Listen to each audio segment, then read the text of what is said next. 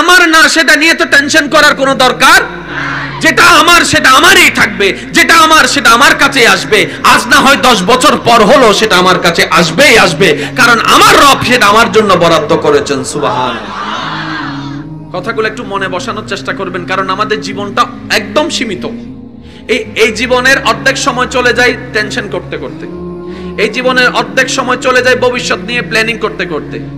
এই জীবনের বেশিরভাগ সময় আমাদের নষ্ট হয়ে গিয়েছে অন্যকে নিয়ে ভাবতে ভাবতে, অন্যের সমালোচনা করতে করতে, অন্যের বদনাম করতে করতে, অন্যের ভান্ডারে অন্যের লাকিসে কি আছে সেটার দিকে ফোকাস দিতে দিতে নিজের কবরের লাকিসে কি আছে সেদিকে মনোযোগ দেওয়ার কোনো সুযোগই পাই নাই।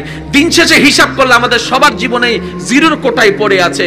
অন্যকে নিয়ে ভাবতে ভাবতে নিজেকে নিয়ে আর ভাবার কোনো সময় হয় নাই। তাই শ্রদ্ধার সাথে বলি, আমার ইমানদার ভাইয়েরা, না জবানের কারণে, এই জবানের কারণে বেশিরভাগ মানুষ আমরা আটকায় যাব।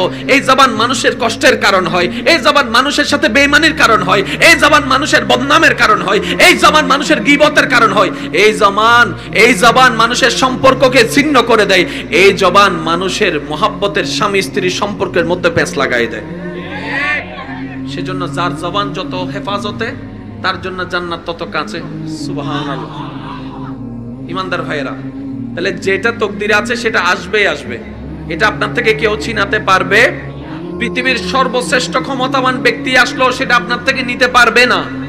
আর যদি সেটা আপনার নাও থাকে, আপনার পরিবারের আপনার আপনজন একদম আপনার মুখে তুলে দিল, সেটা আপনার থাকবে না।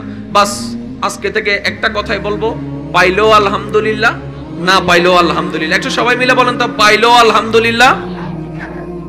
এই জীবনে যা পাইছি তার জন্য আলহামদুলিল্লাহ, আর এই জীবনে যা চাওয়ার পরও পাই নাই তার জন্য শুকরিয়া। আরো জোরে বলেন, তার জন্য শুকরিয়া, তার জন্য ধৈর্য, তার জন্য সবর। মনে রাখবেন, জীবনে সুখে থাকার একটা সহজ ফর্মুলা, পাওয়া জিনিস নিয়ে শুকরিয়া করবেন আর আশার জিনিস নিয়ে সবর করবেন। যা চান সেটা নিয়ে সবর করতে হবে, আর যা পেয়েছেন সেটার জন্য শুকরিয়া আদায় করতে হবে। ওই শুকরিয়াটাই আপনার স্বপ্নকে পূরণ করার জন্য কাজে আসবে। বলেন সুবহান। তবে এখানে একটা কথা মনে রাখবেন, ওই জিনিস যেটা আপনি চাচ্ছেন সেটা আপনার বারে, ওইটা আপনার বারে, আপনার মাসে, আপনার চাওয়া সময়ে আসবে না, ওইটা আল্লাহর দেওয়া সময়ে, আল্লাহর দেওয়া মাসে আসবে। আমরা বোকামি করি কোথায় জানেন? মনে করেন আপনি একটা জিনিস চাচ্ছেন আল্লাহর কাছে, সেটা আল্লাহ দোয়া কবুল করবে 3 মাস পরে, কিন্তু আপনি আমি চাই 1 সপ্তাহের ভিতরে। ওই 1 সপ্তাহের ভিতর না পারে আমরা ডিপ্রেশনে চলে যাই, আমরা মন খারাপ করি। আমরা যদি এতটুকু বলি, রব্বে করিম আমার জন্য যদি ভালো হয় ওইটা তুমি আমাকে দান করো, যখন ভালো হবে তখন দান করিও। সুবহানাল্লাহ।